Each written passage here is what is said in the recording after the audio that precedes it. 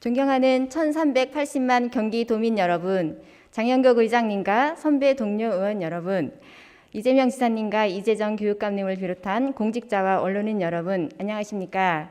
경제노동위원회 소속 더불어민주당 평택 출신 김영혜 의원입니다.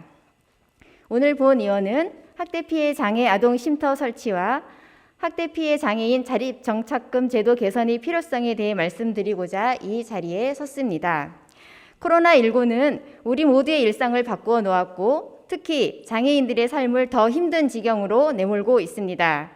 장애인의 안전과 돌봄을 제공하는 기관 이용이 제한되어 생활 반경이 가정 내로 축소되면서 사회적 고립과 돌봄 부담이 쌓여 가정 내 장애인 학대 피해가 증가하고 있습니다. 특히 18세 미만의 아동 피해자도 상당한 규모에 이릅니다. 장애 아동의 학대는 주로 가정 내에서 발생하기 때문에 발견이 쉽지 않아 장기간에 걸쳐 신체, 정서적 학대는 물론 열악한 의식주, 의료적 방치와 같은 지속적인 학대가 이루어지고 있습니다. 가정학대 피해자가 발생했을 때는 가정으로부터의 신속한 분리를 통한 심리적 안정과 치료가 최우선이 되어야 합니다. 그러나 현재 학대 피해 장애 아동 전담 쉼터는 경기도에 단 한 곳도 없는 실정입니다. 비장애인 아동 학대 쉼터나 가정폭력 일시보호 기관 등은 전문 인력이 없어 장애 아동을 수용할 형편이 되지 못합니다. 도내 학대 피해 장애인 쉼터는 2개소가 있지만 이용자는 주로 성인 장애인이기 때문에 장애 연령과 유형에 따른 특성, 학업 서비스 여건 등이 반영되어 있지 않습니다. 지사님, 피해 아동의 연령과 장애 특성 등을 고려한 적절한 보호와 돌봄이 이루어질 수 있는 장애 아동 전용 쉼터가 절실히 필요합니다.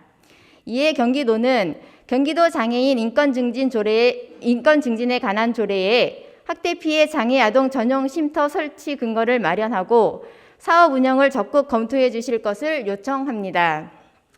이와 함께 학대 피해 장애인이 쉼터에서 일시보호와 심리치료, 일상생활 회복 등의 지원을 받은 후 지역사회로 원활하게 복귀할 수 있도록 자립생활 정착금 지원도 함께 마련되어야 합니다.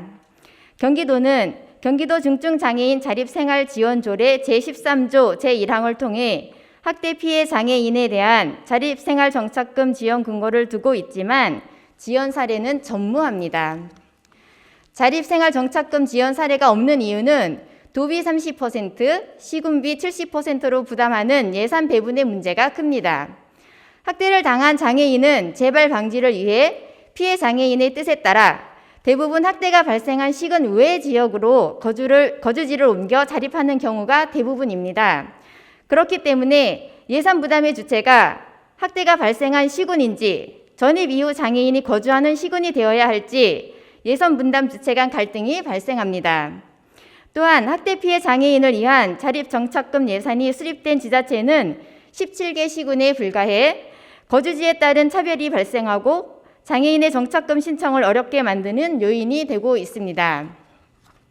이러한 문제를 해결하기 위해서는 학대 피해 장애인 자립생활정착금 지원에 있어 도비 100% 부담 방식을 적극 검토해야 합니다. 존경하는 장영국 의장님, 선배 동료 의원님, 이재명 지사님과 공직자 여러분, 본위원회 발의와 동료 의원님들의 적극적 찬성으로 2019년 8월 경기도 중증장애인 자립생활지원조례가 개정되었습니다. 그러나 아직까지도 개정조례가 원활하게 작동하지 않는 실정입니다. 경기도가 나서면 전국의 표준이 됩니다.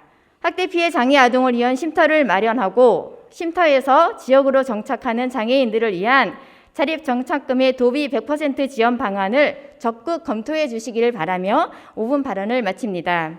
끝까지 경청해 주셔서 감사합니다.